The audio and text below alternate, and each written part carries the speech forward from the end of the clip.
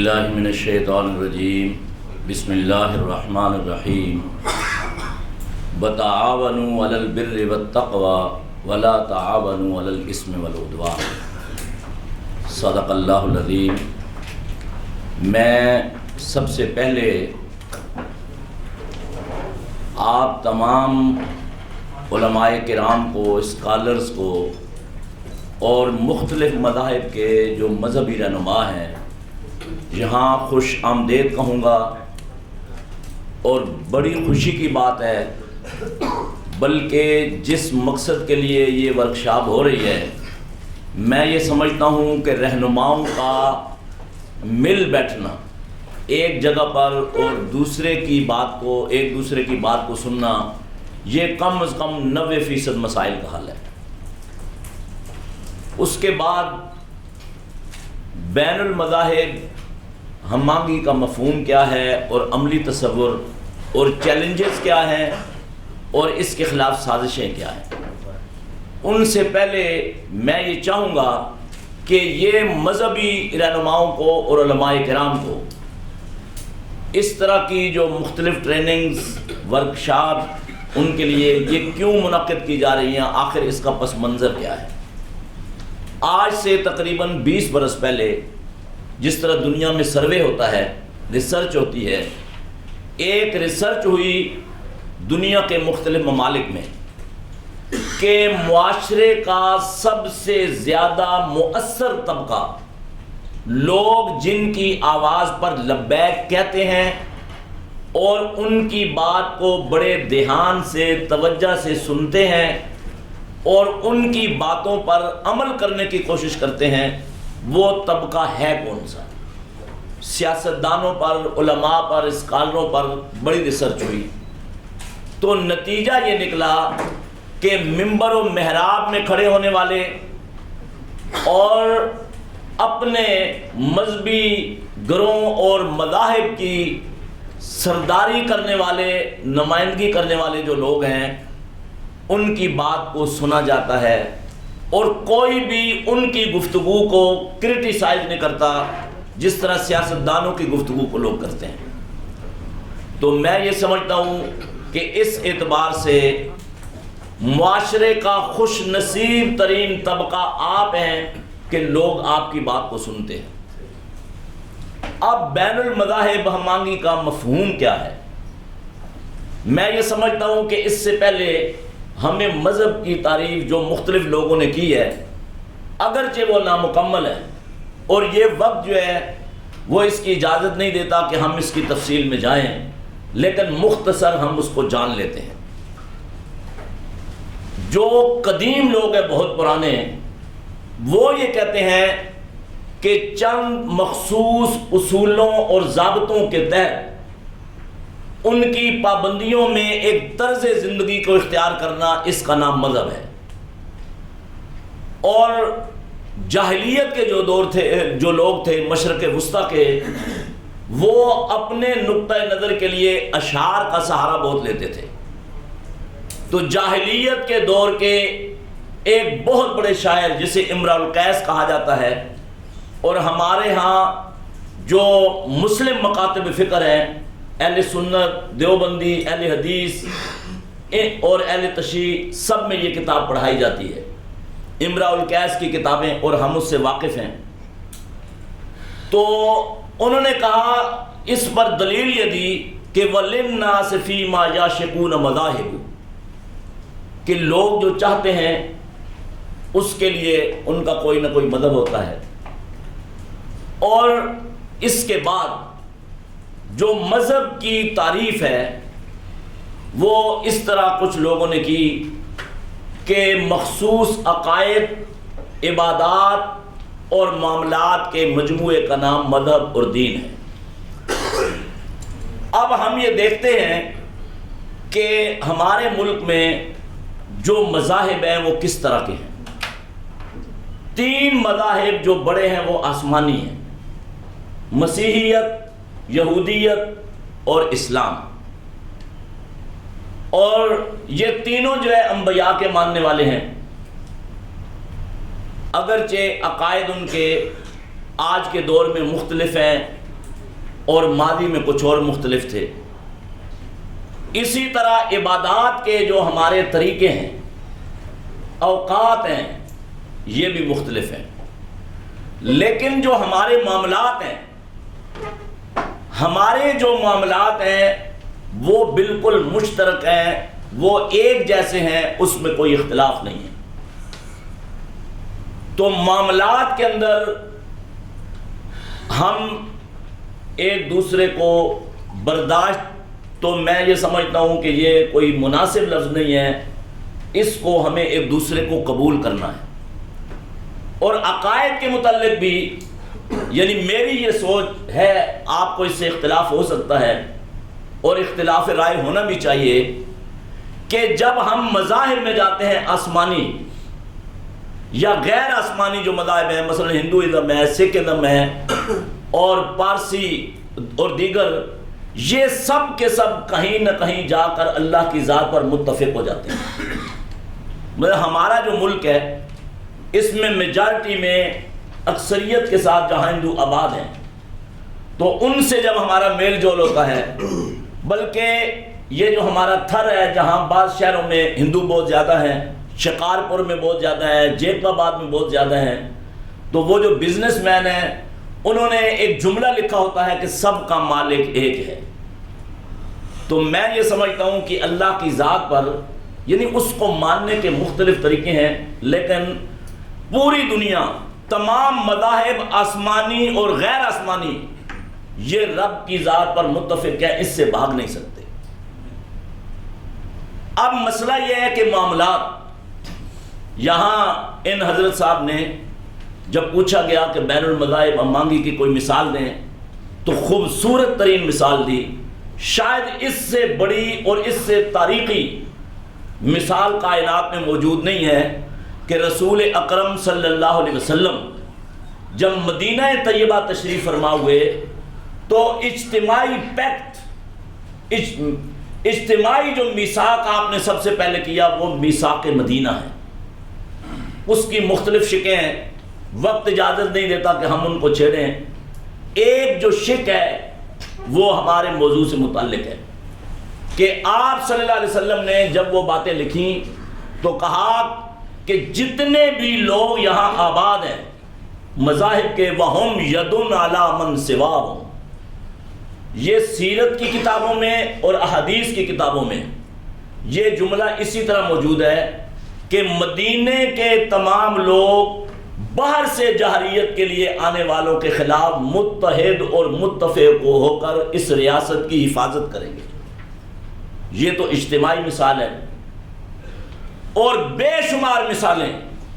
انفرادی رسول اکرم صلی اللہ علیہ وسلم کی زندگی میں، حیات میں موجود ہیں۔ مثال کے طور پر ایک یہودی کی میت تدفین کے لیے لے جائی جا رہی تھی،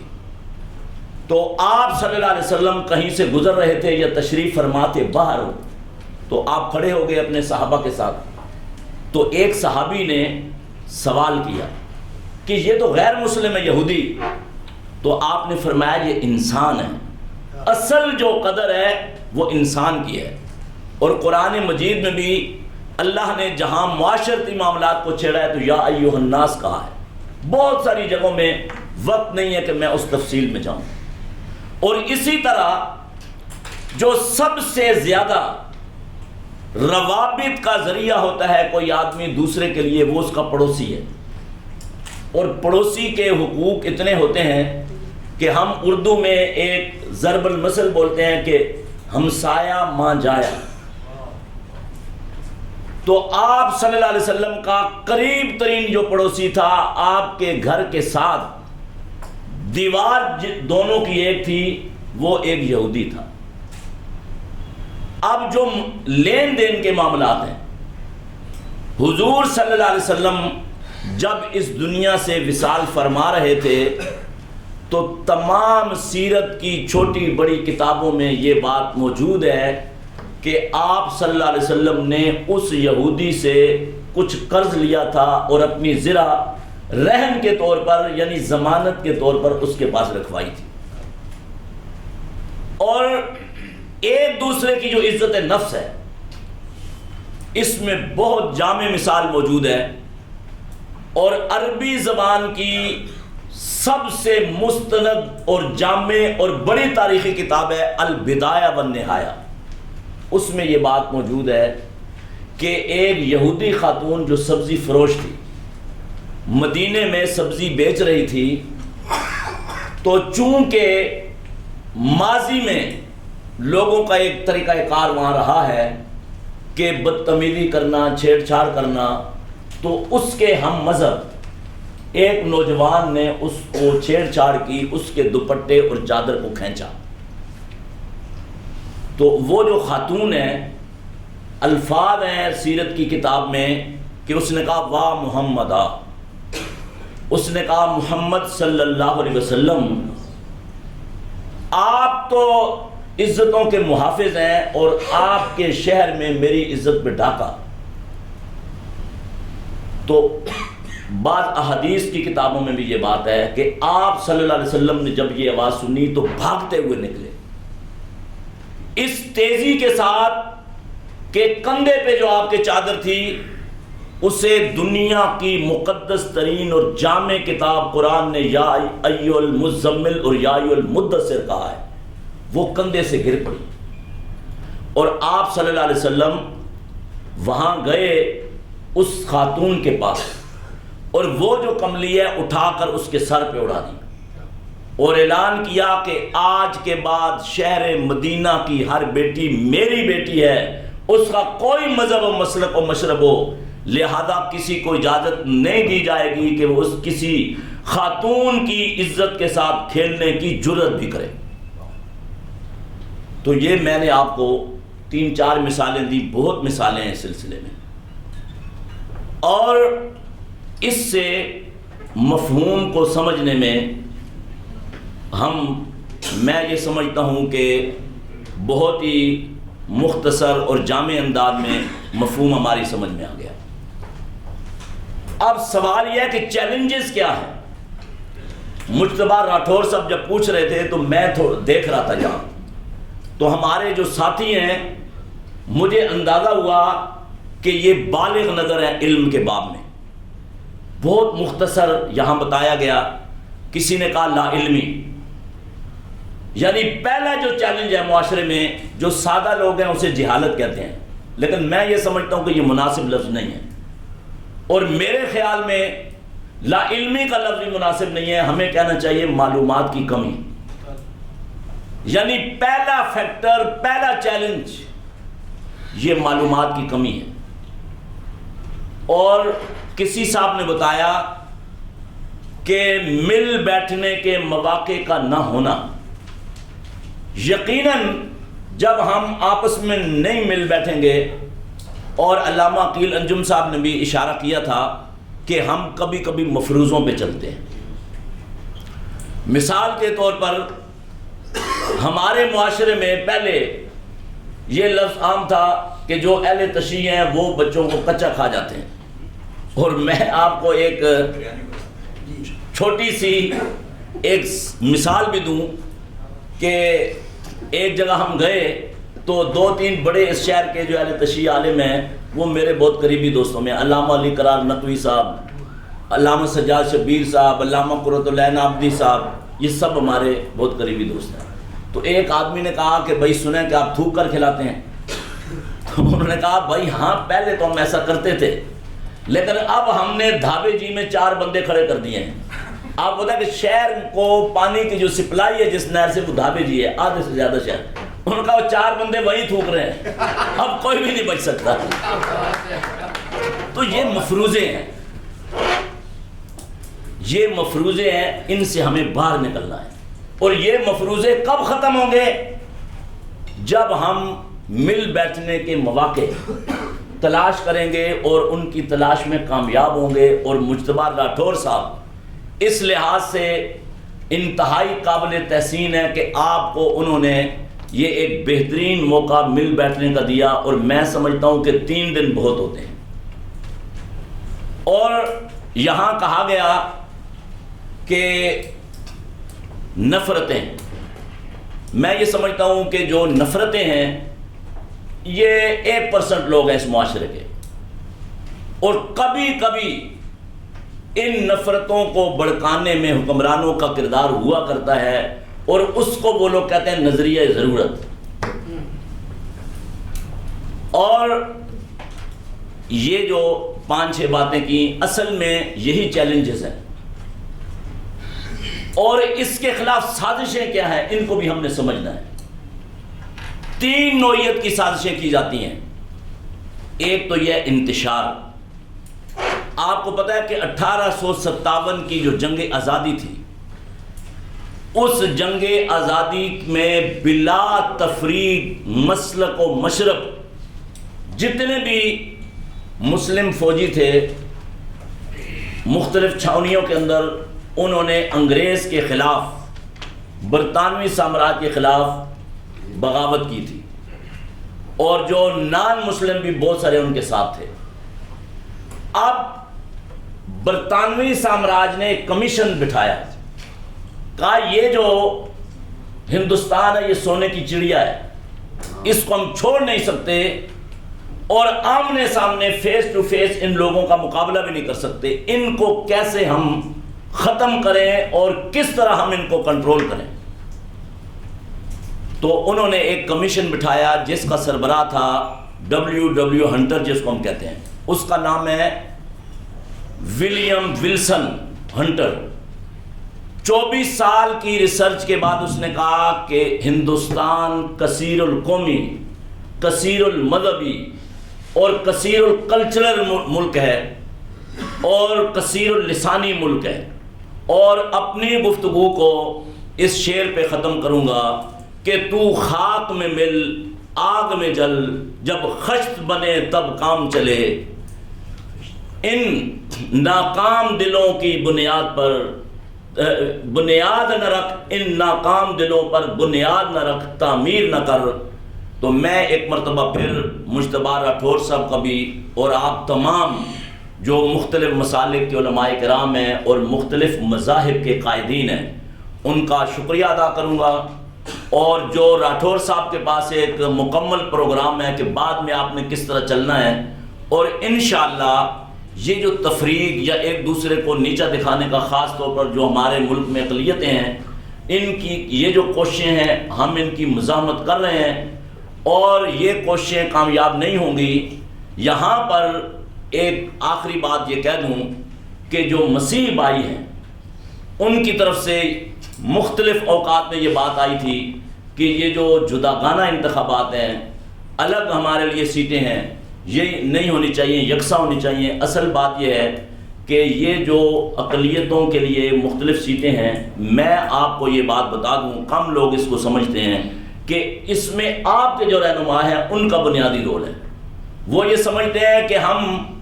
ایک اوپن مقابلے میں یہ سیٹ نہیں جیت سکتے، چند سو اگر ووٹ ہوں گے تو کوئی بڑی بات نہیں ہے. لہذا ان کو اپنے ہم مذہب لوگوں کی فکر کرنی چاہیے اور ان کو آگے بڑھانا چاہیے. اسی طرح جو عقیل انجم صاحب نے ایک بات کہی کہ ہمارے جو مسیح بھائی ہیں ان کے ہاتھ میں جھاڑو ہے اور وہ اس طریقہ کا کام کر رہے ہیں. بات یہ ہے کہ جو آپ کے اوپر بیٹھے ہوئے لوگ ہیں وہ اس بارے میں کیوں آواز نہیں اٹھاتے؟ ہم تو تیار ہیں اور آواز اٹھاتے ہیں اور بات کرتے ہیں اور کوشش بھی کرتے ہیں. اور میں یہ سمجھتا ہوں کہ اگر وہ ہمارے ساتھ اپنی آواز کو ملا لیں تو انشاءاللہ العزیز یہ جو چیزیں ہیں، یہ تفریق جو ہے، اس کے خاتمے میں کوئی وقت نہیں لگے گا، یہ بہت جلد اس کا خاتمہ ہو سکتا ہے. میں آخر میں آپ تمام بھائیوں کی سمع خراشی کرنے پر معذرت بھی چاہوں گا اور معافی بھی مانگوں گا کہ میں نے آپ کا بہت وقت بھی لیا اور حق کو بہت سی باتیں بھی سنائیں. وما علینا الا البلاغ المبین. اگر کوئی صاحب جو میں نے بات چیت کی اس کے بارے میں کوئی سوال کرنا چاہیں تو بے شک وہ کر سکتے ہیں. سر بہت شکریہ آپ کا کہ بہت ساری جی مختصر کیونکہ اگلا سیشن ہمارا شروع ہونے والا ہے.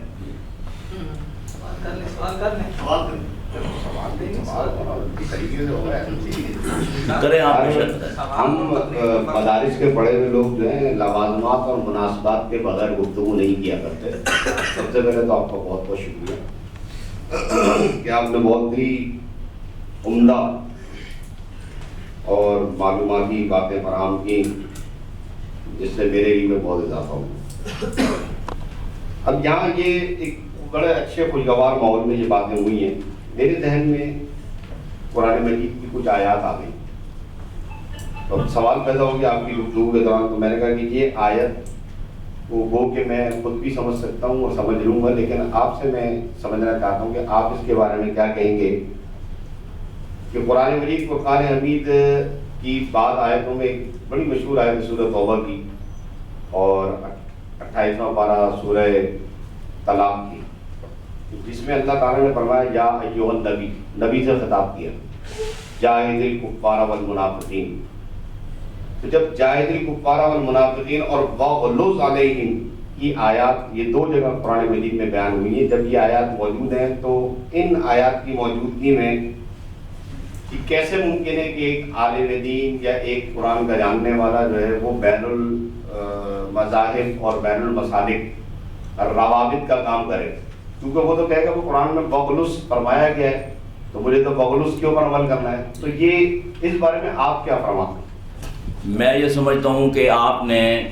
بہت اچھا اور بہت حساس سوال کیا، اور اس ٹائپ کے سوال ہونے چاہیے تاکہ اس سے مسائل حل ہوں۔ سورہ تحریم کی ایک آیت آپ نے پڑھی،